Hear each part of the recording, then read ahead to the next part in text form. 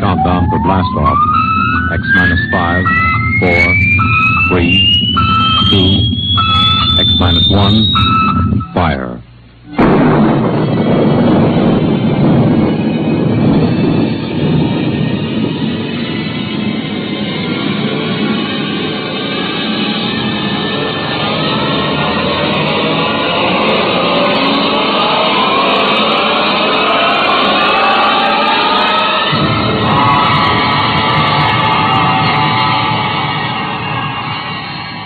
From the far horizons of the unknown come transcribed tales of new dimensions in time and space. These are stories of the future, adventures in which you'll live in a million could-be years on 1,000 maybe worlds. The National Broadcasting Company, in cooperation with Street and Smith, publishers of astounding science fiction, presents X minus 1.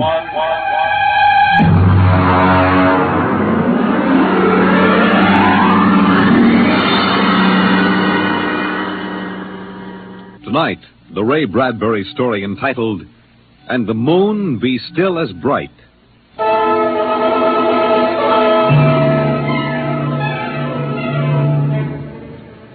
The first 3 expeditions for Mars left Earth in a mushroom of flame, arced through the atmosphere, and finally dwindled to tiny specks in the big eye of the Mount Palomar telescope, and then were lost to sight forever. The prearranged landing signals flashed back to Earth, and then the radios went dead. One after the other, ships had disappeared and were never heard from again. But still the rockets came. The 4th expedition emerged from the silent gulfs of space, angled down toward the floating red disk of Mars, down into an orbit as the order came to land. The last blast of the bow jets broke red against the blue desert sands, and the ship slid to a halt at the edge of a vast city that reflected the icy glare of the moonlight. For a while, all was still. All right, park you. Open the airlock. Aye, sir.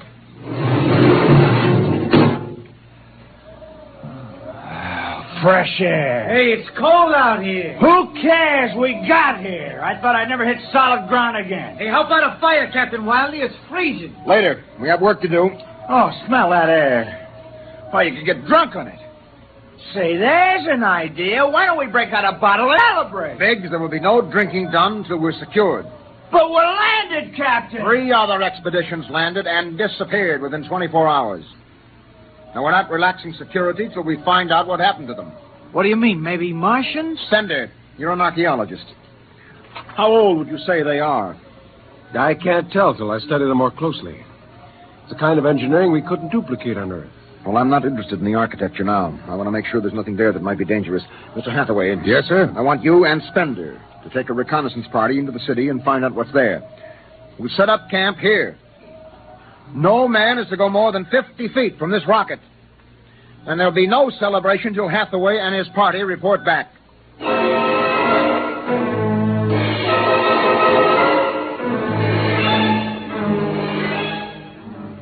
In the sea bottoms, the wind stirred along faint vapors, and from the mountains, great stone visages looked upon the silvery rocket and the small fire. The sky was black overhead, as the 2 racing moons threw knife-edged double shadows on the desert. All right, come and get it. Ciao. Hey, what do you got to eat, Cherokee? Sawdust, smothered in cold chicken fat. Good. I thought it was something I couldn't eat. Hey, Captain. Mr. Hathaway's back. Oh, Captain Wilder. Oh, yes, over here, Mr. Hathaway. Well? Most of the city's dead. Spender says it's been dead a good many thousand years, but we found one part about a mile over What toward about it? People were living in it last week, sir. People, Martians. Where are they now? Dead. We found bodies, thousands of bodies. They hadn't been dead more than 10 days. What did they die of? You won't believe it. What killed them? Chickenpox. Chickenpox? Yes. Where could they get chickenpox? From Earth. Oh, then the other rockets did get through. Yes. I don't know what the Martians did to them, but I sure know what they did to the Martians. They gave them chickenpox and wiped them out. They just didn't have any resistance to an Earth disease. Think of it, Captain. A race builds itself for 1,000,000 years, refines itself, does everything it can to give itself respect and beauty, and then it dies. Of what? It's like saying the Greeks died of mumps or the proud Roman Empire collapsed because of athlete's foot. We didn't even give them a decent excuse for dying. We just gave them chicken pox. Spender, get hold of yourself. You didn't see those bodies, Captain. Yes, I know. It must have been a shock. You need a rest, a little relaxation. The Martians are dead. There's nothing you can do about that now. Hey, you hear that? The Martians are all dead. Come on, let's break out a bottle and hoop it out. How about a case, eh? Oh, good Lord. They have to do that now? Isn't there time later to throw old beer cans into the canals? Bender, you're an idealist. They're not. All they know now is that they're safe. Little shouting won't hurt. You think too much. I was safe on Mars. The first Earthmen on Mars. We gotta celebrate. Yahoo!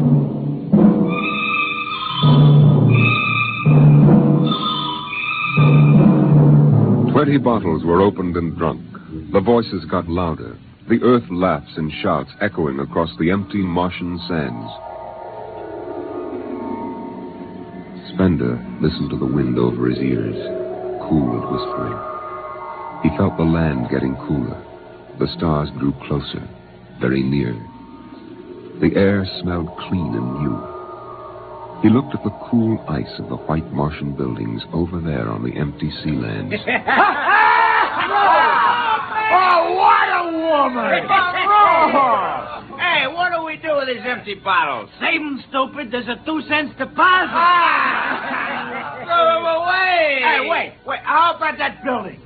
2 to 1 on a buck, I can heave one right through that window. You're on. All right, here goes. Bullseye! Hey, double or nothing on the next shot. Put that bottle down, Biggs. Who's there, Mr. Spender? Stop smashing those windows. What's the difference? The planet's ours now. I guess I can do anything with it I want. Drop that bottle or I'll knock your teeth out. Yeah? Just watch me. I warned you, Big. Come on. What's going on here? Spender! I hit him. He's crazy, Captain. He just walked up and slugged me. All right, Biggs. Spender, you come with me.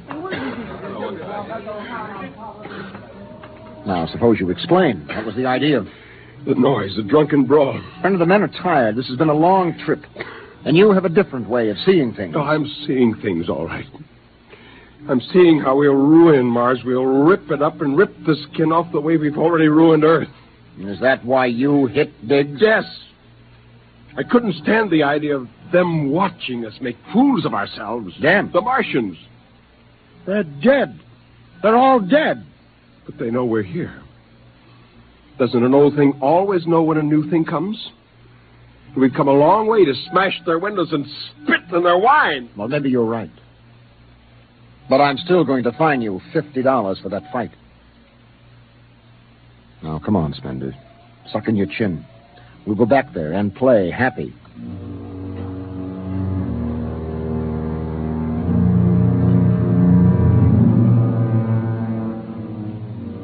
Now they moved out into the moonlight across the desert. They made their way into the dreaming, dead city. The light of the racing twin moons glinted on the barrel of a pistol, the long blade of a machete, the round, gurgling shape of a raised bottle. The wind blew in from the dead sea bottom and brushed through the silvery wire filigree of the towers. Strange music drifted down to the double-shadowed streets, a thin, haunted music that played as it had played through the uncounted years of time. Nobody moved. The moons held and froze them. The wind beat slowly around them.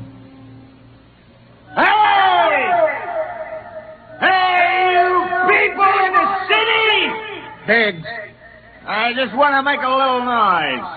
What kind of a celebration is this, anyway? Come on. They built this city thousands of years ago. And now where are they? How did they die? Who cares? They're dead. That's good enough for me. Lord Byron. What? Lord Byron, a 19th century poet. He wrote a poem that fits this city. might have been written by the last Martian poet. So we'll go no more a-roving so late into the night. Though the heart be still as loving, though the moon be still as bright. For the sword outwears its sheath, and the soul outwears its breast.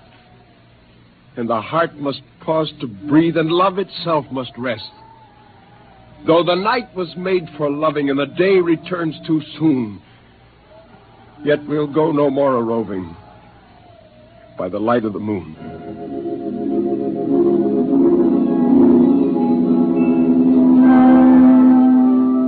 Without a word, the Earthmen stood in the center of the city. It was a clear night. There was not a sound except the music of the wind. At their feet lay a tiled court, worked into the shapes of ancient animals and images. They stood there, silvered by the double moons beneath the crystal towers of Mars. And then Biggs was sick, and the sour stench of liquor filled the cool air. The men of Earth had come to Mars. And Spender turned and walked away into the city, alone in the moonlight, never once stopping to look back. It was a morning that might have been a Monday, or a Tuesday, or any day on Mars. Biggs was on the canal rim, his feet hung down in the cool water, soaking, while he took the sun in his face. Hey, what are you doing back here, Biggs? Didn't you go out with the search party? Yeah. I come back. I got a blister. Oh, yeah. Here. What do you mean? Look. Look, Cherokee, see that? Anyway, I had enough searching. 4 days hunting for that screwball Spender. Didn't find him yet, huh? Oh, good riddance. Oh, my feet. I'm going to soak them in the canal. If I was Wilder, I wouldn't worry about that nut Spender. Let him go. He's a cracked pot anyway. He's a little foggy upstairs, I guess. Hey, why don't you take your feet out of that canal, Biggs? I gotta make coffee out of that water. Coffee? You call that stuff coffee? I had a motorcycle once that dripped grease that tasted better than that. Wait a minute, Biggs. Hey, look over there. Where? By that bush. There's someone there. Hey. It's him. Hey, Spender! Spender? He's coming over. Why'd he stay lost, that crazy jerk? Hi, Spender. Long time no see. Hello, Cherokee. I've been exploring some ruins. Oh, you and them ruins. You're like a dog in a boneyard. What's the matter? Why don't you just say something? Where you been? Up in the hills. What would you say if I told you I found a Martian? Oh, yeah? Where? Never mind. Let me ask you a question. How would you feel if you were a Martian and people came to your land and started to tear it up? I know how I'd feel. I've got Cherokee blood in me. My grandfather told me a lot of things about the way they kicked the Indians around in the Oklahoma Territory. If there's any Martian around, I'm all for him. How about you, Biggs? They're dead. They're all dead. It's a good thing, too. Well, I found a Martian. Up in a dead town in the hills. I've been reading their books, and they're easy to understand. And I've learned their language. And then I found this Martian. And I brought him here, now. I don't see no Martian. I'm the last Martian. What did you say? Biggs, I'm going to kill you. Oh, cut it out. What kind of a lousy joke is that? Now, don't put that gun away. You're kidding, huh? Spender, you're... He's dead. You killed him. You can come with me, Cherokee. You're an Indian. You know how the Martians would feel. You can be with me in this. You killed him. You just killed him. He deserved it. You're crazy. Maybe I am. But you can come with me. Come with you for what? Go on, get out of here, you crazy murderer. Of all of them, I thought you'd understand. I thought you'd remember what happened to your own people. You get out of here, you crazy murdering... Don't reach for the gun. Spender.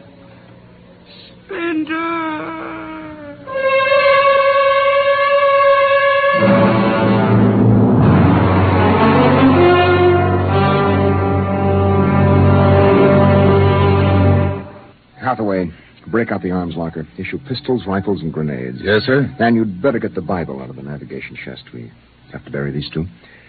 Parker, you start digging a grave, How about Spender? We'll have to go up in the hills and find him. Just let me at him with my bare hands, a crazy murdering louse. That's enough, Markhill. Man is sick. He must be. Sick, my eye. He's That's enough. Now grab a shovel and start digging.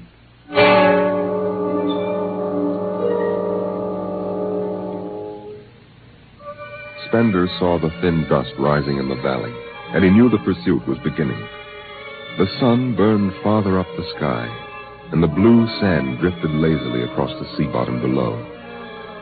He sat beside a quiet pool 10,000 years old and held the silver book.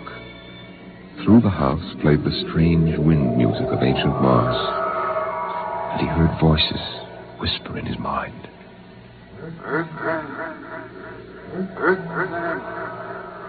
I hear you. I've always heard you, even down there on Earth. No, I won't run. What's the use? Live, Earthman. Live. Live? What for? To see them tear down your temples and put up hot dog stands?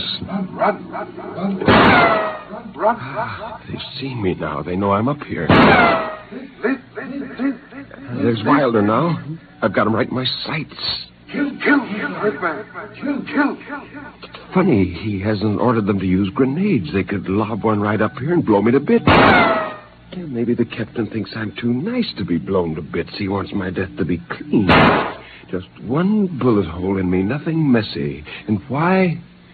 Because he understands me. Kill. The only one in the crew who ever did. Kill. Well, at least I can do the same for him.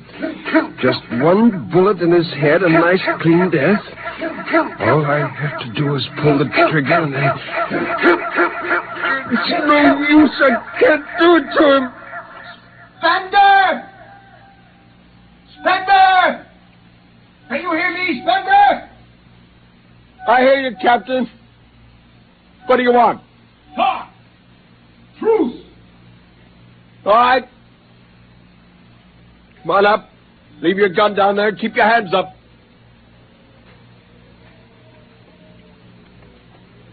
Oh. That's quite a climb. You mind if I sit down?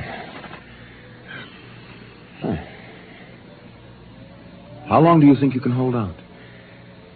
Until you're all dead. Or why didn't you kill all of us this morning when you had the chance? You could have. I know. I got sick. After I started killing people, I realized they were just fools and I shouldn't be killing them, but it was too late. So I came up here where I could get angry again. Why did you do it? When I was a kid, my folks took me to visit Mexico City. Now, always remember the way my father acted, loud and big. And my mother didn't like the people because she thought they didn't wash enough. I can see my mother and my father coming to Mars and acting the same way. Anything that's strange is no good to us. We aren't fit to take over this planet. But to kill two men. How would you feel if a Martian spit on the White House floor? You know, you haven't acted very civilized yourself. I'll kill you all off, Wilder. That'll delay the next rocket 5 years, and then I'll kill them, too. And if I'm lucky, I'll live to be 60. And I'll meet every expedition that lands on Mars. Oh, I'll be very friendly. I'll explain our rocket blew up one day. And then I'll kill them off. I'll save Mars for half a century. And by then, maybe the Earth people will give up. And yet you're outnumbered. We already have you surrounded. In an hour, you will be dead. I found an underground passage that'll take me back in the hills, Wilder. I'll go back there. And then I'll pick you off one by one. We'll see. Well, it's a nice town you've got here, Spender. It's beautiful. I'd like to live here. You can. Join me. You're not like them. Why go back to them, Captain? I'll show you what a good life these people had. No, there's too much earth blood in me. I may even agree with you about all this, but that does not change what I must do. You won't stay? No. This is your last chance, Spender. Look, you're sick. Now come along with me quietly. No. One last thing. If you win, do me a favor. Try to see that they don't tear this planet apart. Right. And if it helps, Just think of me as a very crazy fellow who went berserk one summer day. Be easier on you that way. I'll think that over. So long, Spender. Bye, Captain. Good luck.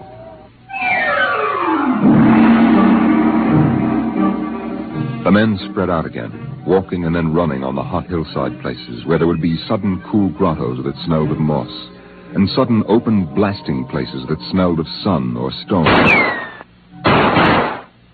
The men ran and ducked and ran and squatted in the shadows. I'll blow his brains! Captain Wilder hugged the rock warmed by the sun. He gasped, for the air was thin and not meant for running. Spender lay at the top of a hill, and a gap in the rocks showed the white of his shirt against the shadows.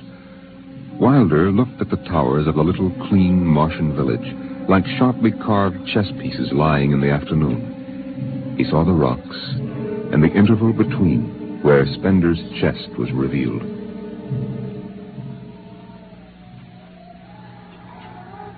Go on, Spender. Get out.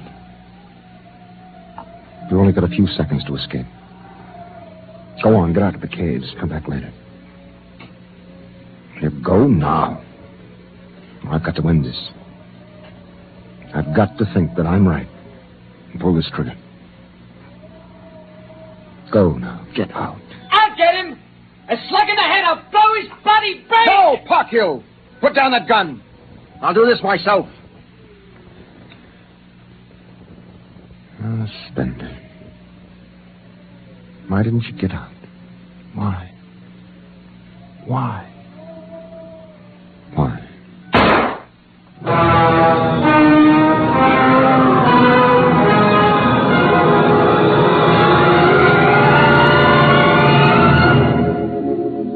They buried him in that ancient valley town, where the music of the wind played on through the days and the nights. They laid him in an ancient silver sarcophagus with waxes and wines which were 10,000 years old, his hands folded on his chest. The last they saw of him was his peaceful face in the cold silver light of the racing twin moons. The captain found the poem in Spender's pocket, and he read it before he shut the marble door. So we'll go no more a-roving so late into the night. Though the heart be still as loving, and the moon be still as bright. Though the night was made for loving, and the day returns too soon, yet we'll go no more a-roving by the light of the moon.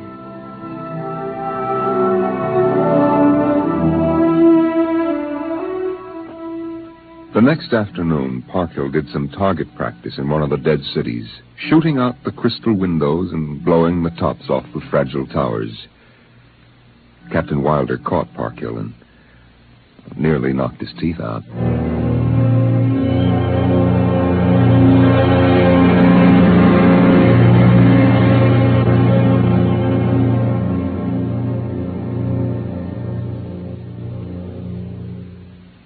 You have just heard X-1, presented by the National Broadcasting Company in cooperation with Street and Smith, publishers of astounding science fiction. Tonight, by transcription, X-1 has brought you the Ray Bradbury story, And the Moon Be Still as Bright, adapted for radio by Ernest Kenoy. Featured in the cast were John Larkin, Clark Gordon, Dick Hamilton, Nelson Olmsted, Lawrence Kerr, and Stan Early. Your narrator was Norman Rose. Your announcer, Fred Collins.